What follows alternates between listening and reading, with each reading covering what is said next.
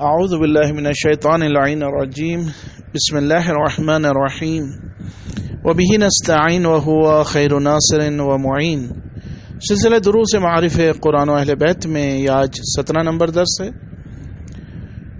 آج کے پہلے فرمان میں امام حسین علیہ السلام قیامت کے دن سور کے پھونکے جانے کی کیفیت کا اس طرح سے تذکرہ فرماتے ہیں کہ ان سور قرن عظیم لہ راس واحد وطرفان وبين الطرف الأسفل الذي يلي الأرض إلى طرف الأعلى الذي يلي السماء مثل ما بين تخوم الأراضين السابقة إلى فوق السماء السابقة فيه أثقاب بعدد أرواح الخلائق وسع فمه ما بين السماء والأرض۔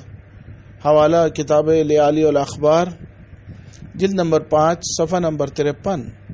یعنی سور سینگ کی مانند ایک چیز ہے جس کا ایک سر اور 2 دہانے ہیں۔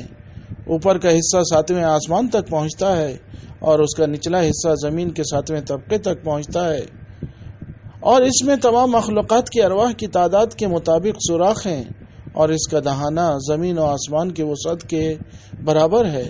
دوسرے مقام پر امام حسین علیہ السلام کا یہ فرمان ملتا ہے کہ آپ فرماتے ہیں للسلام 70 حسنہ 69 للمبتدی وواحدۃ للراد۔ حوالہ کتاب الحکم الظاہر صفحہ نمبر 200۔ یعنی سلام کرنے کا 70 برابر ثواب ہے، جس میں سے 59 درجے ثواب سلام کرنے والوں کو ملتا ہے، اور 1 درجہ ثواب جواب دینے والے کو۔ تیسرے مقام پر حضرت ارشاد فرماتے ہیں لا یأمن من یوم القیامہ الا من قد خاف اللہ فی الدنیا۔ حوالہ کتاب الحکم الظاہر صفحہ نمبر 247۔ یعنی قیامت کے دن وہی محفوظ رہ سکے گا جو دنیا میں اللہ سے خوف رکھتا ہوگا۔ چوتھے مقام پر حضرت کا یہ ارشاد ملتا ہے بکاء العیون وخشیۃ القلوب من رحمت اللہ۔ حوالہ کتاب الحکم الظاہر صفحہ نمبر 252۔ یعنی آنکھوں کا گریہ کرنا اور قلوب کا نرم پڑنا رحمت الہی کے سبب ہوتا ہے۔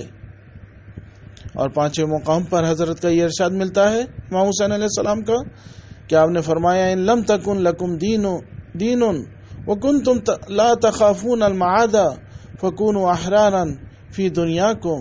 حوالہ کتاب نفس المحموم صفحہ نمبر 88۔